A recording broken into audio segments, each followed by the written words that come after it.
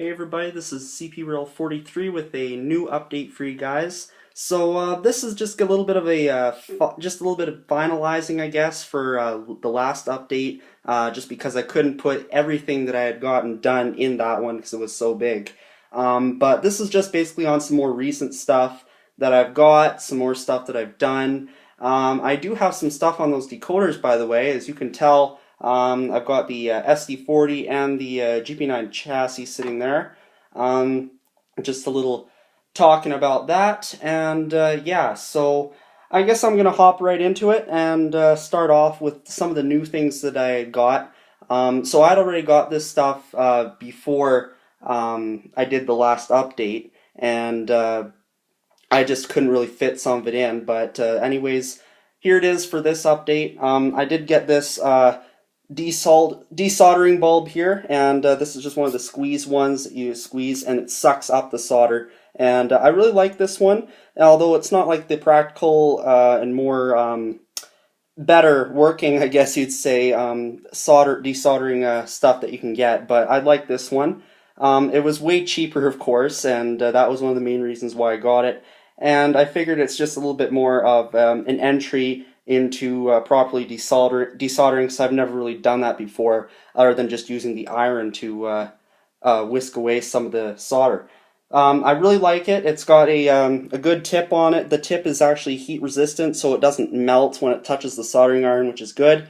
And it comes out too, so you can empty the bulb once you've got all the solder in there, because it's just not going to come back through the hole.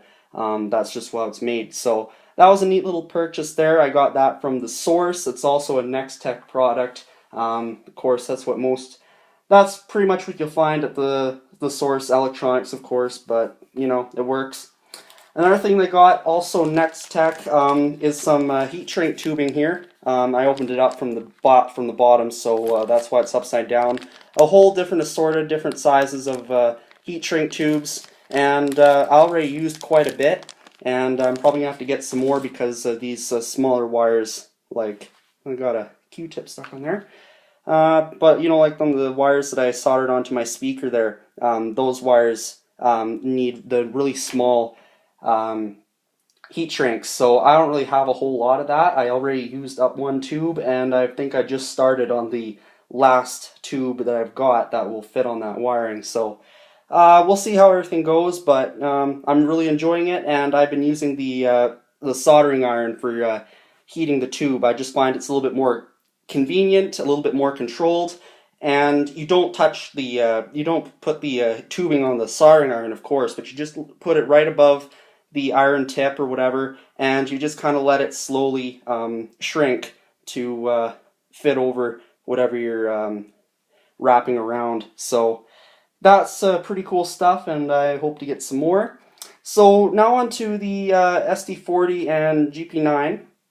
So I actually did a little bit of work, changed out the RTR boards that were inside both units. Now I've got the chassis sitting here, and I put in one of the Kato boards here. Now when I first got these boards from 1JZ Power, I had quickly assumed that I'd be selling these Kato boards because they don't really have a whole lot of significance. They kind of look more in the older style, but looks can be deceiving. And as you can see here, I decided that these would be great to use. They do have the 8-pin plug, of course, so it's just a really quick swap to an 8-pin decoder, which I've been using.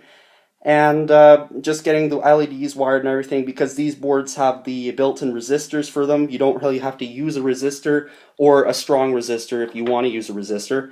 And yeah, it's fine with me. So I wired up some LEDs, of course. I'll see if I can get that. So this LED up front here is a smaller one. It is a 3mm, of course, and it's actually one of the Kato LEDs that I just took off, rewired to some wires, and wired it up back to the light board.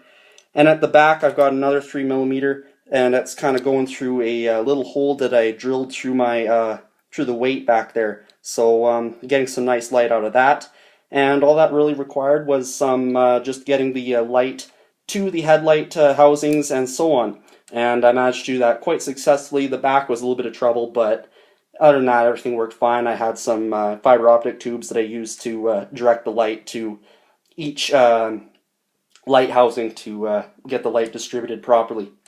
And then the SD40 here, so it's all intact and well, all together and so on, because I want to show you the lighting here.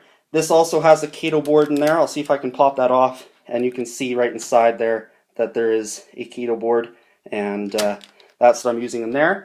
Now, I've also wired up the lights again, of course, and what I plan on doing, because this is a dummy, I'm actually just going to wire plug a decoder in when I take it to the club tomorrow, and just have be able to control the lights on it.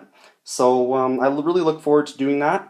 Now I'll just get the brake blister back on here, and my wiring is kind of messed out a little bit up, so it's a little bit hard to get the blister back on, but I've also been working on the fans. So these two fans were done, I guess, using permanent marker by the original owner, and I had just done these fans right here using just a little bit of light dry brushing of black acrylic paint, just to kind of flatten them out, give them a little bit more of a worn look, and just, you know, make them a little bit more used. So that's pretty cool there. Now I want to show you the lighting that I had done. So I'll turn this on here, and so you can kind of see there. Head on, it is super bright, but of course I'm doing this at an angle, and it's a little bit tougher, but you get the picture there. That's a 5mm LED in the front, and then I'll flip it around to show you guys the backlights. So do that right there, and so you kind of see a little bit of that, and I'll probably just try and zoom in a little bit just so you can see a bit better what that looks like. Now when I turn this off, I did a little bit of enhanced work on that, and that was done using an MV Products lens, which enhances the realism of the light housing even when the light's off. And I put a fiber optic tube also in there before putting on the lens, and that helps direct the light towards the MV Products lens, and it creates a nice bright light at the back. Now, of course, at this angle you can't exactly see that, but it's perfectly bright, and I really like the look of that, so pretty awesome. So, yeah, that's pretty much about it for everything that's gone on in the past while. Still trying to get through school here, trying to get back into the swing of things, but we'll just see how things go. It's just a little bit of a swing back to reality for me, I guess, because I've been off for a while, and now going back into it. It's a lot, so we'll see how it goes, and I'm trying to get some more rail fanning done and to get to the that slideshow. So yeah, we'll see how it goes, but I just don't really know. But hopefully I can get some videos out from the club tomorrow if I go, because tomorrow is election day, and my family kind of deals with some of this political stuff, mostly for the NDP. So, which actually is good, because I think we might have an NDP government, who knows, but it's going to be close. So, yeah. That's pretty much it, guys. I hope you enjoyed the video, and I will try to get out more videos and so on. Updates will be slowing down, of course, and I don't really have a problem with that. But, you know. So, that's it. Hope you enjoyed it, and I'll see you in the next video. This is CPR43, and good luck.